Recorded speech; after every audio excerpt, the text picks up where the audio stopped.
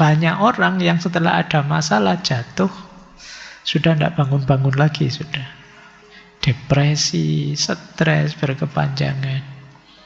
Dia tidak mampu memantul kembali. Nah, tadi orang yang jatuh bangun tadi, itu kenapa kok dia bisa bangun lagi, bangun lagi? Karena dia punya.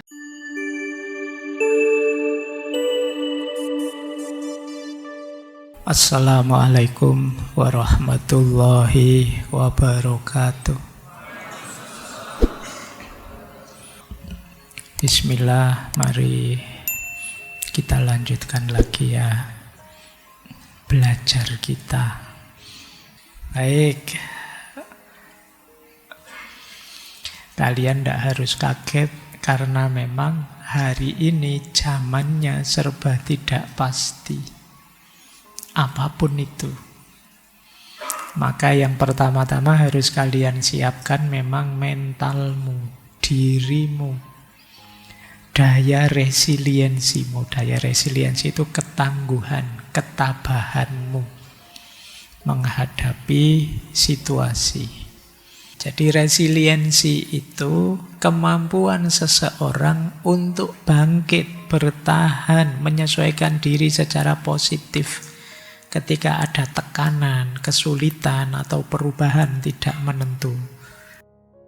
Zaman itu betapa chaosnya, betapa tidak terduganya, betapa tidak pastinya. Kita memerlukan resiliensi, ketangguhan, ketahanan.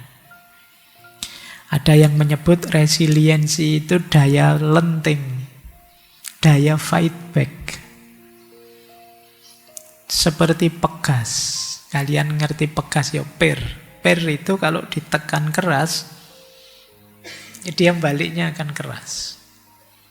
Daya pegas, daya lenting. Itu resiliensi namanya.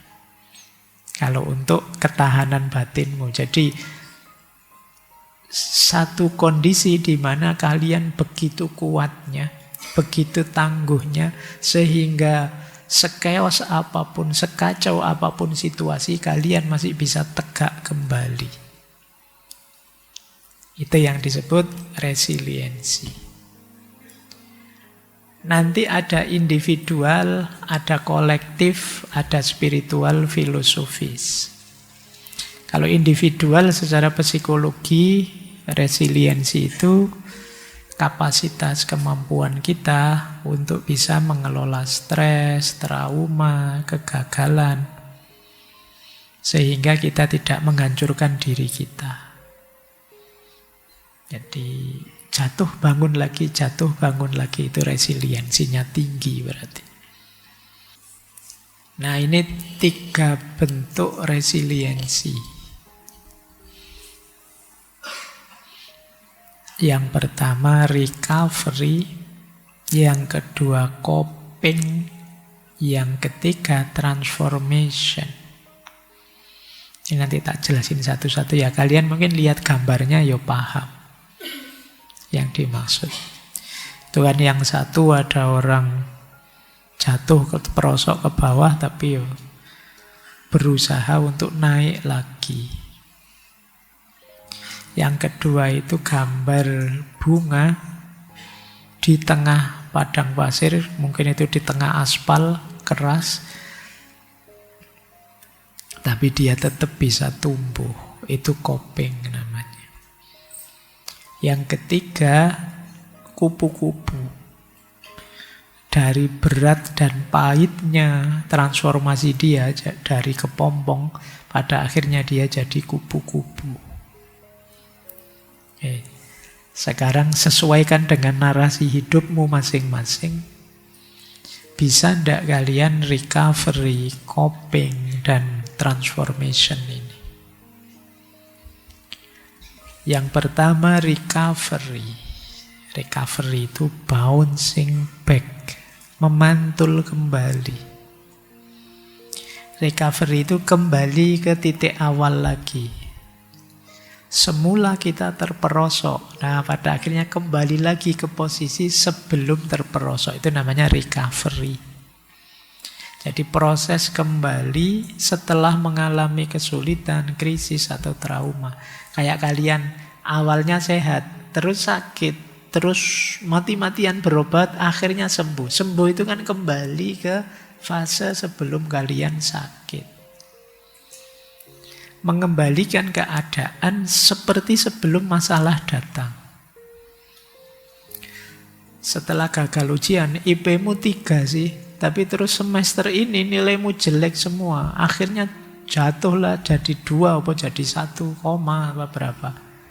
Nah, terus semester depan kamu mati-matian berjuang, mengulang juga, terus akhirnya ya masuk track lagi, 3 lagi IP-mu. Itu namanya kalian bouncing back. Kalian memantul kembali ke arah sebelum kalian jatuh. Nah, ini ya. Awalnya hidupmu nyaman. Terus punya pacar, jadi ruwet enggak karu-karuan. Terus putus, kamu depresi. Terus kamu berusaha bangkit lagi, kembali ke situasi awal seperti kamu belum punya pacar dulu, hidupmu nyaman lagi terus. Ini namanya bouncing back. Setelah ada masalah, kamu balik lagi. Banyak orang yang setelah ada masalah jatuh, sudah tidak bangun-bangun lagi, sudah. Depresi, stres berkepanjangan. Dia tidak mampu memantul kembali. Bayangkan ya nanti kalau kalian yang ada masalah, bayangkan dirimu sedang memantul. Atau bayangkan dirimu seperti gambar itu kalian sedang mendaki lubangmu untuk sampai ke kondisi awal lagi. Ini kalau disambungkan seperti tema Minggu Layu lah, bagaimana kita mereset hidup kita kembali. Ini yang disebut bouncing back. Yang kedua, coping. Coping ini bouncing with, memantul bersama. Kalau ini ada yang bilang lebih hebat daripada yang pertama. Coping ini biasanya problem yang sangat berat. Kita tidak bisa kembali ke kondisi sebelumnya. Sudah terlanjur ketemu masalah seperti ini. Nah, coping ini kita bisa bertahan, beradaptasi dalam situasi sulit. Tidak sekedar kembali ke kondisi semula, tapi kita hidup berdampingan dengan tantangan dan tetap tumbuh dalam keterbatasan kita. Kalau ini mungkin kalau dihubungkan nilai tadi, nilaimu jatuh sampai 2, naik lagi tidak mungkin sudah semester 14. Nah, kalian tidak mungkin bouncing back. Yang bisa kalian lakukan apa? Bouncing with. Ya sudah Pak, IP saya mungkin ditakdirkan cuma 2, tapi dengan IP 2, ini saya akan pantang menyerah. Saya akan berjuang, tidak mau kalah dengan yang IP-nya 3 ke atas. Nah, ini namanya bouncing with. Jadi, karena situasi pahitnya tidak bisa dihindari, mau tidak mau dihadapi, ya sudah, ayolah. Seperti ini saya juga siap kok. Nah, ini namanya bouncing with. Mungkin ada kalian yang sakit misalnya. Kan ada sakit tertentu yang tidak mungkin bisa 100% sembuh kalau kita tidak bisa mengontrol diri kita. Mungkin diabetes lah, mungkin darah tinggi atau apa. Nah, rumus resiliensinya coping ini. Baik, saya siap hidup bersama penyakit ini, mengontrol diri, latihan, memodifikasi hidup agar tetap nyaman meskipun punya penyakit ini. Ini namanya bouncing with. Mungkin kalian dulunya kaya, tiba-tiba miskin. Dan tidak mungkin kalian bisa balik segera ke kaya raya seperti dulu. Tapi bukan berarti kalian hidupmu gelap terus depresi. Tidak. Kalian masih bisa dengan rumus bouncing with ini.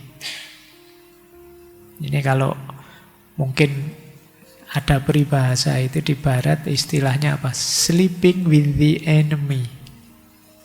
Tidur bareng musuh. Sebenarnya kalian tidak suka, tapi ya tidak apa-apa, mau gimana lagi. Jadi kalau kalian mikir hidupmu di dunia ini dengan segala ancaman gempa bumi, kiamat, dan macam-macam, itu kan ada yang bilang secara ekologis kita itu sleeping with the enemy. Tapi dengan kemampuan resiliensi ini, meskipun tidurnya bareng musuh, tetap kita bisa enak tidur, ya ngorok, ya seneng, tidak masalah. Ini namanya bouncing with. Jadi istilahnya memantul bersama. Kayak kalian kehilangan misalnya, kayak tadi loh, kehilangan pasanganmu misalnya. Itu kan beratnya luar biasa. Alternatifnya kan dua, kamu kembali lagi nyari lagi seperti yang awal, atau ya sudahlah, kamu terbiasa kok hidup dalam situasi patah hati, enak-enak saja, itu nyaman-nyaman saja, itu namanya bouncing with. Coba ya, nanti makanya tadi saya bilang, coba perhatikan hidupmu, kalian ingin ada di titik mana untuk resilient ini. Jadi bouncing, kayak tadi ya yang sebelumnya, bouncing back atau bouncing with. Kalau ini ada yang bilang ini yang paling hebat. Namanya bouncing forward. Memantul maju, transformasi. Kalau ini tidak sekedar kuat menghadapi masalah, tapi juga justru masalah itu jadi titik pijak dia untuk berubah lebih baik. Ini namanya bouncing forward. Dengan menghadapi masalah kita jadi lebih kuat, lebih bijak, lebih matang, lebih kritis. Ini namanya bouncing forward.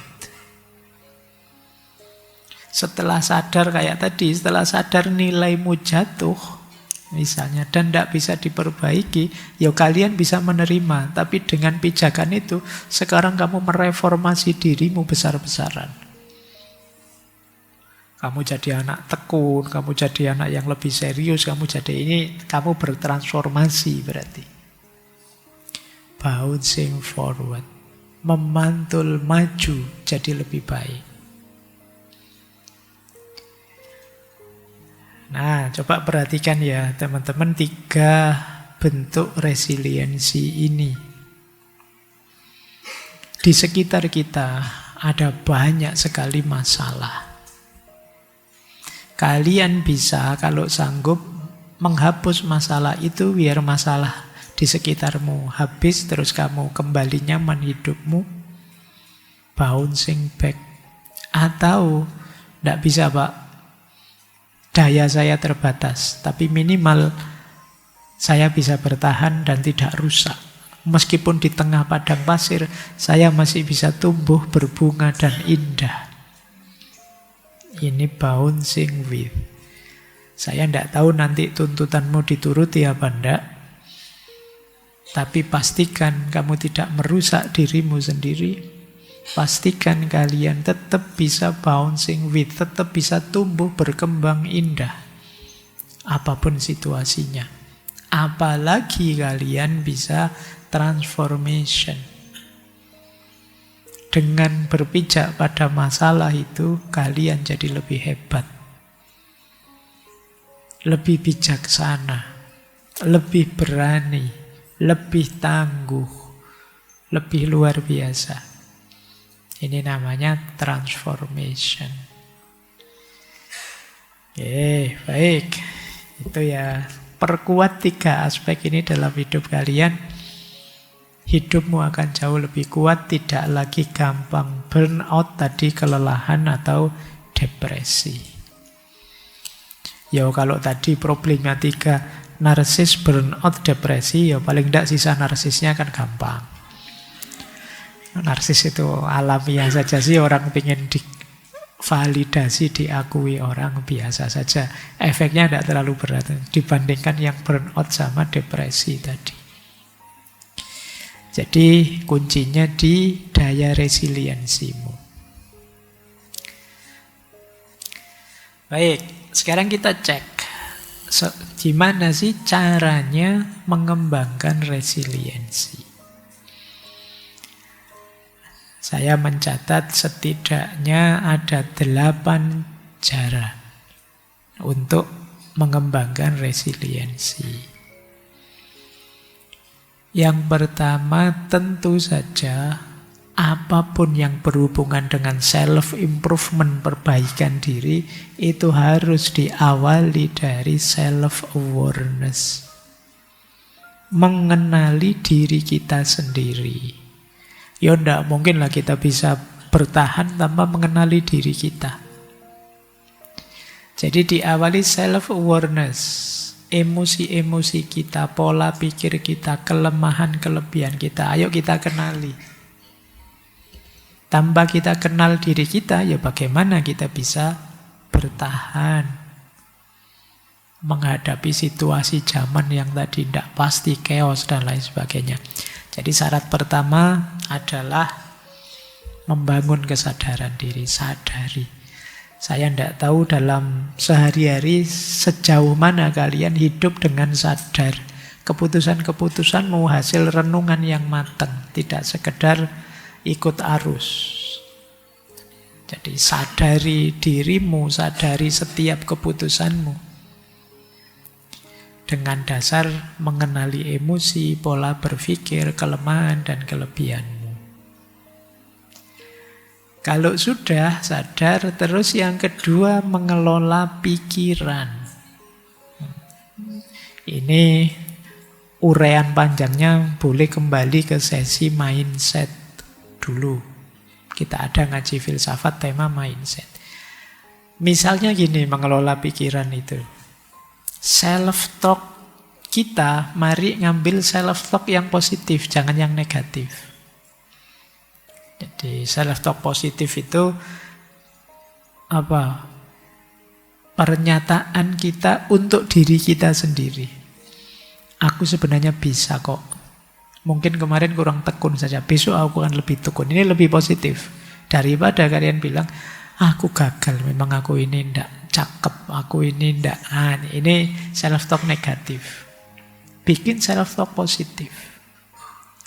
Kalian nembak ditolak yo, biasa hidup itu ada diterima, ada ditolak. Sebenarnya dia ndak sadar saja sih nolak saya misalnya gitu.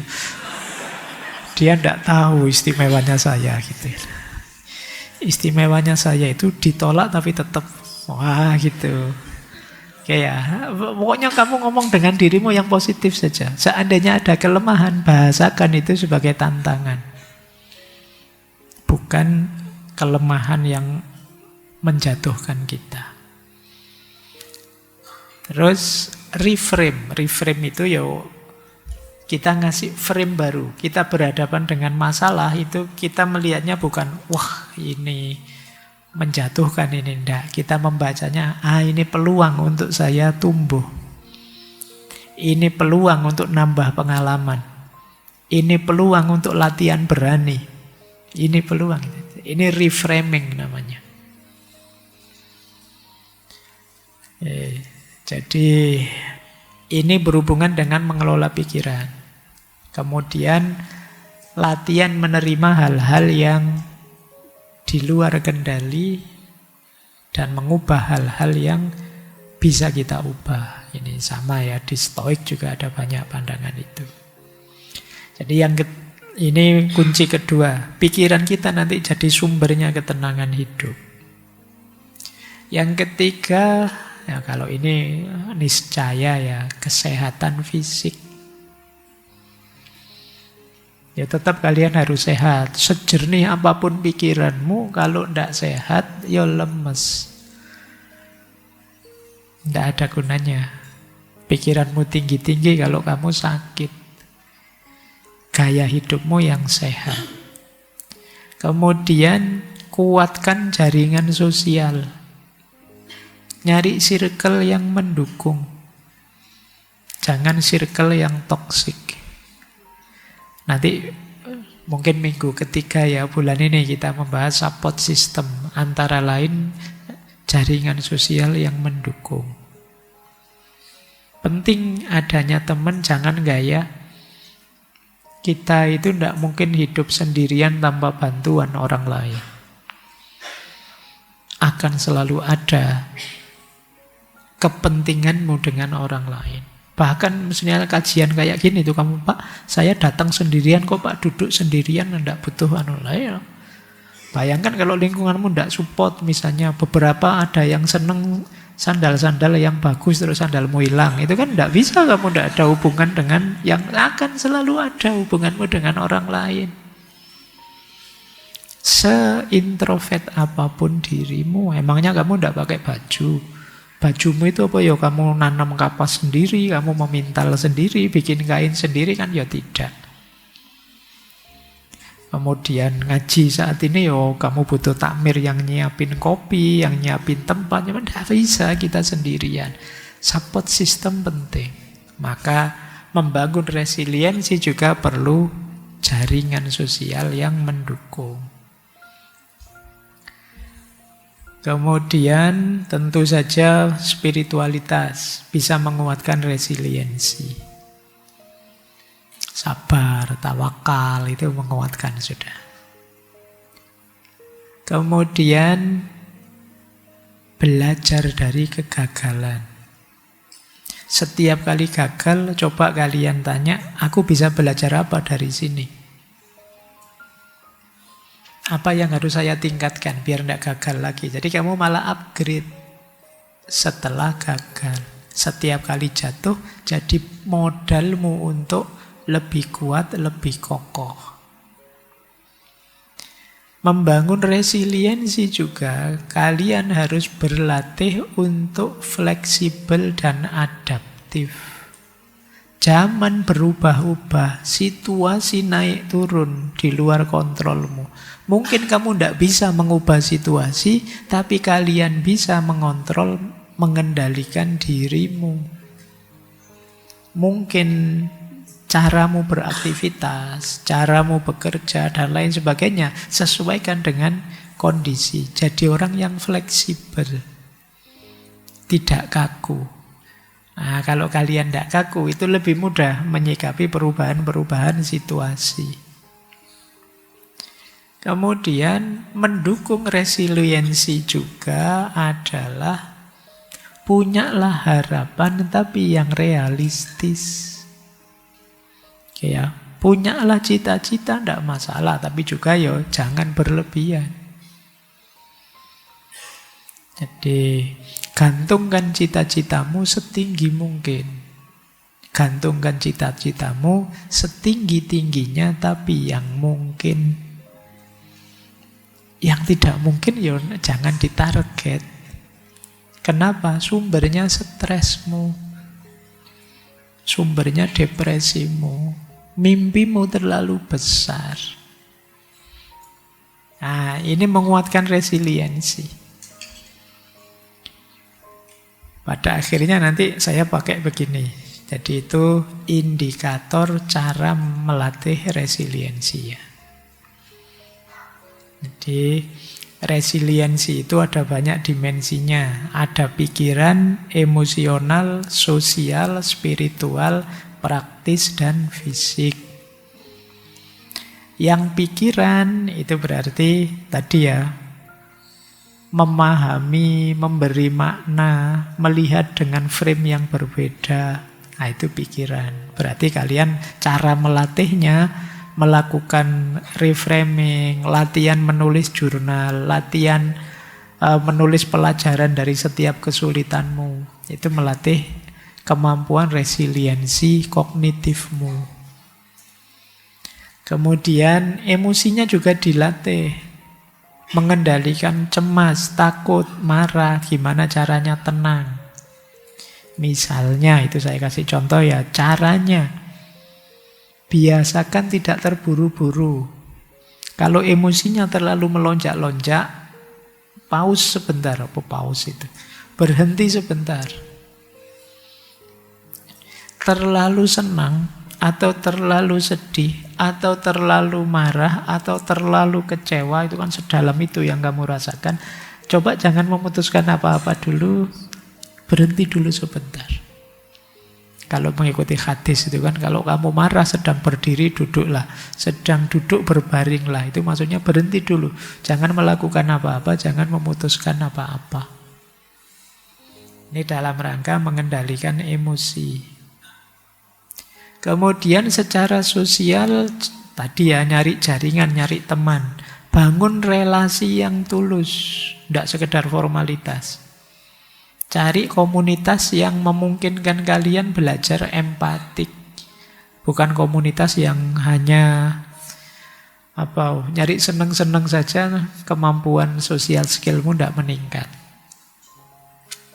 Secara spiritual juga begitu ya. Secara spiritual, perbanyak ibadah, zikir, kemudian banyak baca-baca buku filsafat misalnya. Itu kan meningkatkan spiritualitasmu.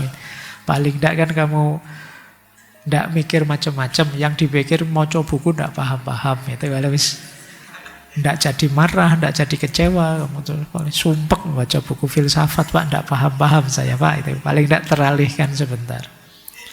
Nah, ini spiritual. Ya kan resiliensimu akan lebih kuat kalau kamu sadar tujuan. Nah, tujuan itu bisa diambil dari filosofi hidupmu atau makna-makna spiritual.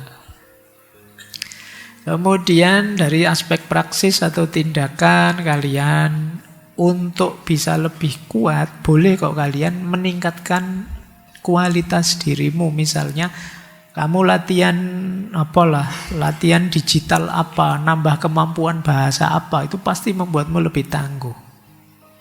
Semakin kamu nambah skill, semakin kamu hebat, kuat. Kemudian biasakan, ini mendukung resiliensi. Kalian punya target apapun, rencananya jangan hanya satu. Ini plan A, ini plan B, ini plan C. Plan A gagal ya plan B. Plan B gagal ya plan C. A, B, C gagal semua, ganti rencana. Loh, caranya begitu. Karena planmu hanya satu, ya ketika gagal selesai. Nah, itu ya.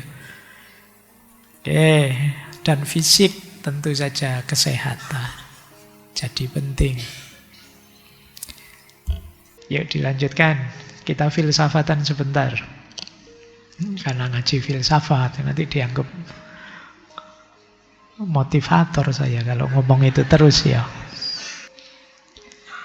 Nah, kita belajar ya dari para filosof eksistensialis. Yang pertama, Søren Kierkegaard. Dia bilang, hidup ini memang tentu saja diliputi kecemasan, angst, dan paradok. Berarti apa? Resilient itu kita tetap memilih hidup yang otentik meskipun cemas, meskipun paradok, meskipun tidak jelas. Itu kata Kierkegaard. Bahkan nanti dia ada konsep leap of faith, lompatan menuju keimanan. Nah, ini khas orang beriman. Beliau ini kan eksistensialismenya teistik, percaya pada Tuhan. Jadi kecemasan kita, kekhawatiran eksistensial kita justru nanti bouncing back tadi, titik balik untuk kita jadi diri kita sendiri. Untuk kita jadi otentik. Ini Kierkegaard. Kemudian yang kedua ada lagi Nietzsche. Kalau menurut Nietzsche, ya bagi Nietzsche hidup ini memang penderitaan sih. Tapi penderitaan itu hakikatnya gemblengan untuk kita. Membuat kita lebih otentik jadi diri kita sendiri. Kan tadi loh, jatuh bangun kita jadi Superman, luar biasa. Nietzsche ada istilah amor fati. Amor fati itu ya makna letterleknya mencintai nasibmu, mencintai takdirmu. Jadi Ini menarik ya, kalau selama ini kan kita hanya sampai ke level menerima takdirmu. Kalau di Nietzsche malah kita diminta mencintai takdirmu. Orang yang mencintai takdirnya, dia bisa mengiyakan hidupnya. Mengiyakan hidup itu kalau di Nietzsche ya istilahnya ya sachen. Ya sachen itu mengiyakan hidup.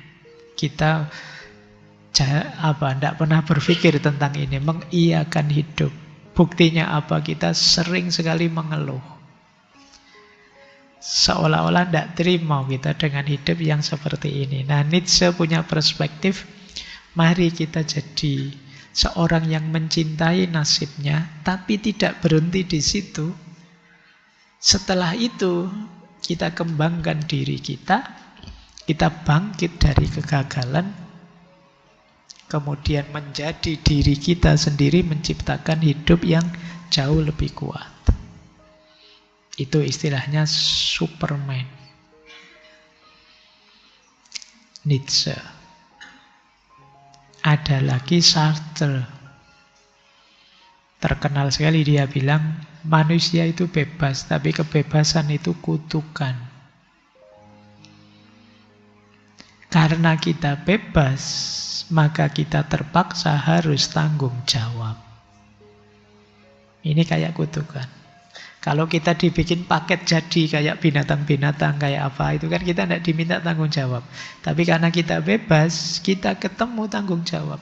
Kucing itu kalau ada minuman diserondol, itu kan kamu tidak terus menuntut kucingnya ke pengadilan, apa-apa kan tidak, ya kucing biasa dia.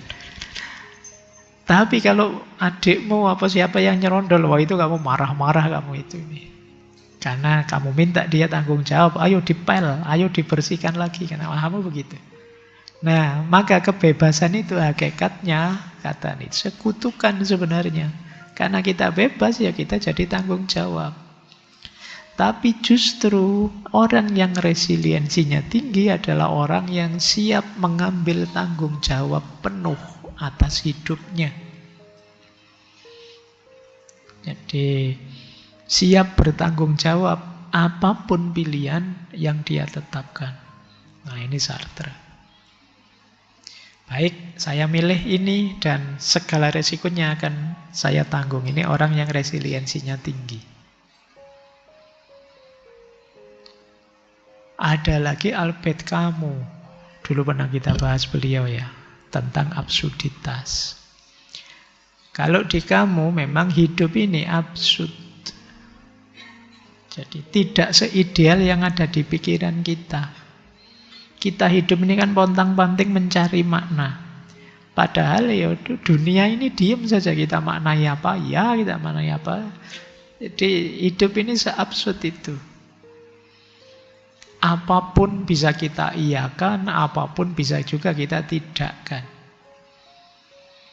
Nah, nanti kamu kan terkenal dengan mitos Sisyphusnya, bahwa kita itu seperti Sisyphus yang mendorong batu ke atas gunung terus dijatuhkan lagi. Karena dia dihukum begitu. Terus dinaikkan lagi, dijatuhkan lagi, terus begitu. Itu kan kalau kita lihat dari jauh, kasihan ya orang hidup di dunia itu seperti itu terus. Tapi kata kamu, masalahnya bukan pengulangan yang membosankan yang kita melihatnya kasihan. Problemnya adalah orang itu gembira tidak melakukannya. Menikmati tidak ketika dia mendorong batu dan menjatuhkan lagi. Sisyphus itu mendorong batu ke atas gunung, dijatuhkan lagi, tapi dia senang saja. Bisa menikmatinya, meskipun absurd. Ya, dunia ini absurd, tapi justru kebahagiaan kita terletak ketika kita bisa menerima dan menikmati absurditas itu. Kenapa? Karena kalau kita mencari hidup yang tidak absurd, tidak ada. Hidup ini ya hakikatnya memang absurd. Nah, ini khas kamu. Jadi orang yang resiliensinya tinggi adalah orang yang menerima absurditas, bisa menikmatinya. Dan tidak terjatuh pada nihilisme bahwa tidak ada nilai. Tidak, dinikmati saja. Jadi dia tetap serius kayak hidup ini kayak sedalam itu, tidak masalah, dinikmati saja. Padahal itu ya absurd sih. Kalian mengkonsep hidup seideal apapun, jadi ya absurd konsepnya. Tapi kamu bisa menikmatinya, tidak masalah. Nah, itu dulu kita pernah satu sesi dengan kamu. Terakhir Viktor Frankl. Viktor Frankl dia dengan eksistensial maknanya. Jadi resiliensi kalau di Frankl ya tentu saja will to meaning. Manusia itu mengalami kepahitan apapun tetap akan bisa survive karena dia selalu bisa menemukan maknanya. Jadi menemukan makna berarti masih ada tujuan hidup yang ingin saya tuju. Itu di Frankl. Makna-makna saya masih harus jadi orang soleh, saya masih harus berguna bagi bangsa dan agama. Ini makna-makna yang kita tempelkan untuk hidup kita, yang membuat kita masih semangat. Itu dicontohkan oleh Frankl, misalnya orang yang ditahan di penjara, itu kan harusnya dia sudah putus asa. Tapi dia bisa tetap semangat karena dia punya tujuan. Saya ingin nanti kembali lagi ke keluargaku. Saya ingin nanti saya kalau pulang kerja lagi di sana sini. Ketika masih ada tujuan hidup ini, dia masih punya makna terhadap hidupnya dan terus tidak jadi putus asa. Nah, tadi orang yang jatuh bangun tadi, itu kenapa kok dia bisa bangun lagi, karena dia punya tujuan. Bayangkan kalau kalian tidak punya tujuan hidup, ya jatuh mau bangun lagi, kalian ragu-ragu, saya bangun lagi terus mau apa? Wong tidak punya tujuan. Tapi kalau kalian punya tujuan, ini harus dikejar lagi. Itu Viktor Frankl tentang resiliensi. Kalau ini sih konsepnya kalian paham ya. Meningkatkan resiliensi khas tasawuf. Resiliensi itu berarti kondisi jiwamu yang pantang menyerah untuk berikhtiar, sabar, istiqomah mengikuti prosesnya, warok, mampu menahan diri, mengendalikan diri, qanaah, kalian siap menerima apapun pemberian Tuhan padamu. Jadi ketika jiwamu terbentuk dengan 4 karakter ini, bisa dipastikan daya resiliensimu tinggi. Kalian siap berikhtiar, sabar mengikuti proses jatuh bangunnya, senantiasa warok, mampu mengendalikan dirimu, mengendalikan batin pikiranmu. Ya kalau dalam konteks agama, tidak sampai terjatuh pada hal-hal yang dilarang. Kemaksiatan, dosa kecil maupun dosa besar. Dan qanaah. Qanaah itu jiwamu yang ridho dengan apapun jatah pemberiannya Allah. Nah, kalau kondisinya sudah seperti ini, jalankan itu, fungsikan itu untuk melakukan 3 hal. Kalau dalam tasawuf ya. Yang pertama, kita fungsikan untuk tawajud. Yang kedua, untuk tajarrud. Dan yang ketiga, untuk tazkiyatun nafas. Tawajud itu menemukan yang maha wujud. Sampai pada yang maha wujud, sampai pada Allah. Jadi daya resiliensi kita itu adalah jembatan untuk kita lebih dekat dengan Allah. Itu tawajud. Jatuh bangun lagi, jatuh bangun lagi. Motifnya apa? Biar lebih dekat dengan Allah. Ini dulu kita pernah belajar patah hati menurut Sufisme. Itu bagaimana setiap kali luka itu hakikatnya apa? Terbukanya diri terhadap cahayanya Allah. Kita itu lebih sering ingat Allah ketika jatuh dibandingkan ketika tegak. Diakui saja. Kalau pas ada masalah kan kamu terus tiba-tiba jadi orang soleh dadakan. Ada puasa Senin Kemis, sholat tahajud kan jadi begitu. Bayangkan kalau tidak ada masalah. Jadi kadang-kadang masalah itu mengantarkanmu pada Allah. Itu yang disebut tawajud. Yang kedua tajarrud.